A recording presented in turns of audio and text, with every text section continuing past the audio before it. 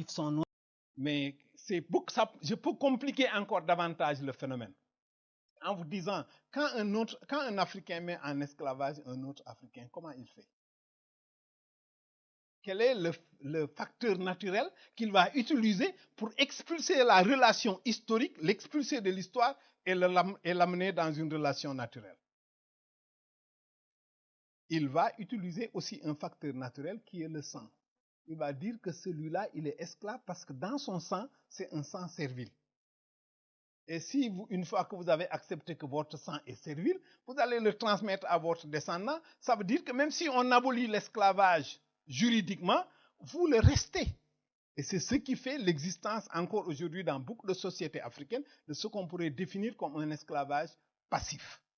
Que même s'il y a eu l'abolition en 1848, répétée plusieurs fois dans certains États africains, et que vous trouvez toujours ces relations esclavagistes dans la bande saharo-sahélienne, c'est justement parce qu'on a réussi à expulser la relation de son historicité pour le transformer en une relation naturelle. Et cette naturalisation est un élément extrêmement puissant de construction des mémoires. Et en acceptant cette façon de voir, qui est un produit de l'idéologie coloniale, qui expliquait que les Africains étaient hors de l'histoire, qu'il fallait les sortir de leur naturalité pour les faire entrer dans l'histoire, on l'a répété il n'y a pas longtemps, que l'Afrique n'était pas suffisamment entrée dans l'histoire, l'homme africain. Bon. Donc, on a toujours les idées du 19e siècle en Europe sur l'Afrique. Et que, bon, on a décolonisé l'Afrique, mais on a oublié de décoloniser l'Europe. Au point que les élites européennes continuent de penser l'Afrique comme au 19e siècle. C'est très déplorable. J'avais dit à l'époque que les Français auraient dû porter plainte contre leur président parce qu'ils utilisent de grands budgets pour financer des centres d'études de l'histoire africaine. Donc, ils financent quelque chose qui n'existe pas. À moins que tu décides que cette historicité vient de l'extérieur. Et c'est ça souvent qui est pensé. Que la dynamique historique en Afrique vient de l'extérieur. Ça aussi, c'est de la mémoire et c'est de l'idéologie. Et qu'il faut le déconstruire et en montrer quels sont les mécanismes et quels sont les intérêts que ça sert, y compris en Europe, de la même façon qu'il y a une solidarité, et peut-être là je sors de mon champ d'historien, pour dire qu'il y a une solidarité à construire entre les peuples africains et les peuples européens qui subissent les effets néfastes de cette mémorialisation de l'histoire. En quoi?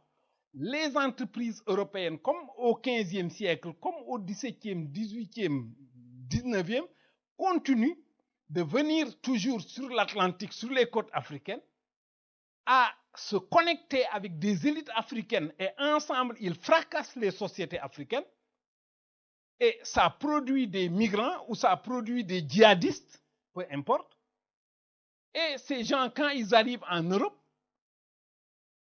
considérés comme des migrants, mais on va dans les débats de télévision leur cacher leur véritable origine, qui est une action d'une entreprise européenne qui a détruit une société africaine, en connivence avec des élites africaines. Ces migrants qui arrivent, on va couper, on va mettre un paravent pour ne pas voir d'où ils viennent. Donc, on ne regarde que le moment de la frontière. On a même créé un truc qui s'appelle Frontex. Juste à la frontière, c'est là qu'on veut regarder. Si on ne regarde qu'à la frontière, on ne voit rien. Il faut voir qu'est-ce qui les produit depuis le début. Il y a un premier migrant qui est la multinationale, qui est le premier migrant, qui, lui, n'a pas de passeport, n'a pas de visa, n'a besoin de rien. C'est le système qui dit qu'il faut faire laisser passer, laisser circuler. La main invisible réglera tout. Donc, on arrive, on fracasse la société. Quand ça arrive ici, mais ça fait monter l'extrême droite par la peur d'une transformation des identités, d'une transformation des sociétés. Mais toutes les sociétés humaines sont dans l'histoire impliquées dans des transformations sans fin. Pourquoi on a peur aujourd'hui de la transformation? Et l'Europe du 7e siècle n'est pas l'Europe du 14e, ça n'a rien à voir, ni du 18e, ni du 20e.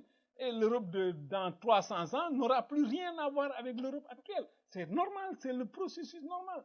Cette peur-là n'est pas à l'avantage des sociétés européennes. Et la chose qu'il faut maîtriser, c'est cette connivence-là entre multinationales et élites, où on vient faire l'économie d'extraction et de pillage, et ensuite, acte historique, on le naturalise. On le naturalise comme acte historique. Et je vais donner un dernier exemple. C'est une chose qui est très intéressante. C'est le moment où la France abolit l'esclavage dans ses colonies. C'est en 1848, 2 ans après la Tunisie. En abolissant l'esclavage, je ne dis pas la traite est déjà abolie en 1815. Même dans la loi sénégalaise qui condamne la traite des esclaves, on a confondu traite des esclaves et esclavage. Dans la loi, il y a une erreur. Mais la traite des esclaves est abolie en 1815, après le congrès de Vienne. Donc, quand on abolit l'esclavage, il y a un article du décret abolitionniste qui dit « Tout individu qui touche le sol français est libre ». Mais à l'époque, la colonie de la France en Afrique, ça se réduit à Saint-Louis, Gorée et quelques forts sur le long du fleuve Sénégal, à Carabane et Albreda en Gambie. C'est des petits postes. C'est ça la colonie. C'est ça que quand tu touches ce sol-là, tu es libre. Mais tout le reste, c'est des sociétés africaines, aristocratiques, avec qui les Européens ont installé une économie qui, pendant 3 siècles, était bâtie sur la traite des esclaves. Et comme on a fait au XXe siècle, quand on a dit que ce n'est plus l'État qui est le moteur du développement, que maintenant c'est le marché, les Européens ont décidé, la Banque mondiale et le FMI ont décidé que maintenant ce n'est plus l'État qui est le moteur du développement, c'est le marché. Mais on n'avait pas discuté avec les sociétés africaines pour voir comment on doit s'adapter à la nouvelle situation. Ça a provoqué les ajustements structurels, application de la même règle dans toutes les sociétés africaines sans considération de leur histoire. Cela a donné des catastrophes partout.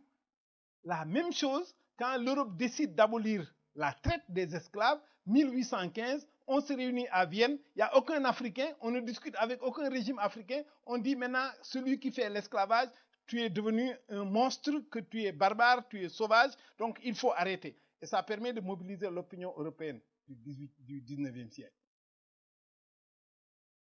La traite est abolie et on somme les sociétés africaines de s'ajuster à la nouvelle donne. C'est le premier ajustement structurel.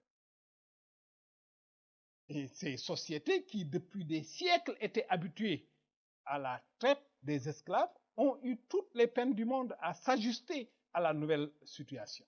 Ça a créé une situation des plus extrêmes en Afrique. C'est-à-dire que le produit qui était vendu par les économies africaines, c'était l'esclave, c'était le captif. On ne le vend plus. On le recycle en Afrique. Donc c'est le moment où on a le plus grand développement de l'esclavage en Afrique, c'est le 19e siècle, quand on a aboli la traite des esclaves, paradoxalement. Mais on peut faire aussi le parallèle aujourd'hui.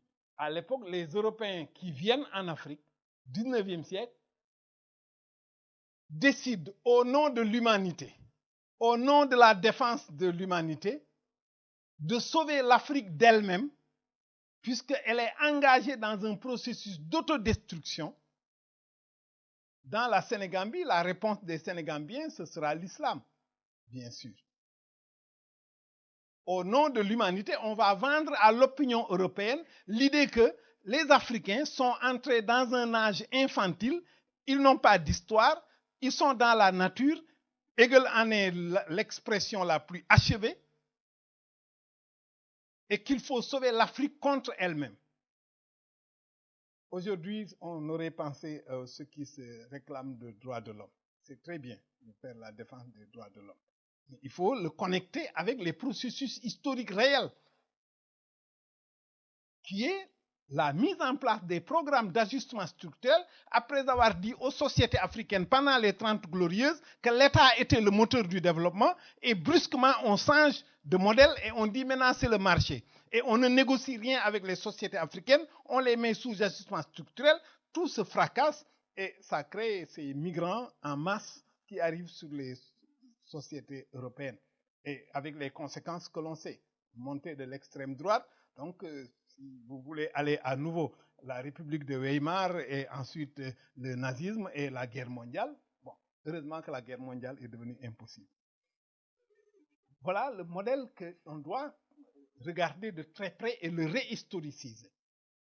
Le réhistoriciser parce que la colonie française de la Sénégambie, qui s'appelle le Sénégal, avec Saint-Louis et Gorée exclusivement, pratiquement c'est tout, est entourée par des sociétés esclavagistes. Et on décide que tout esclave qui touche Saint-Louis est libre.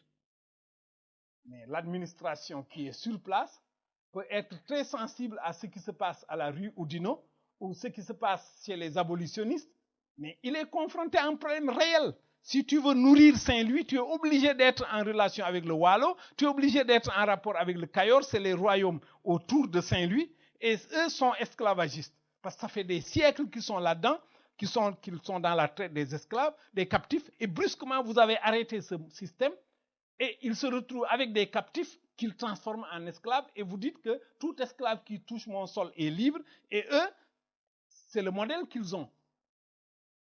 Et vous voulez commercer avec eux. Mais le commerce qu'ils font, les gens qui portent les produits, c'est des esclaves. S'ils viennent à Saint-Louis pour faire le commerce, vous les libérez. Ça crée une tension diplomatique incroyable. Donc l'administration coloniale qui est sur place comprend très bien la situation. Mais à Paris, les abolitionnistes qui défendent les droits de l'homme, les administrations centrales ne comprennent pas quelle est la situation réelle sur le terrain.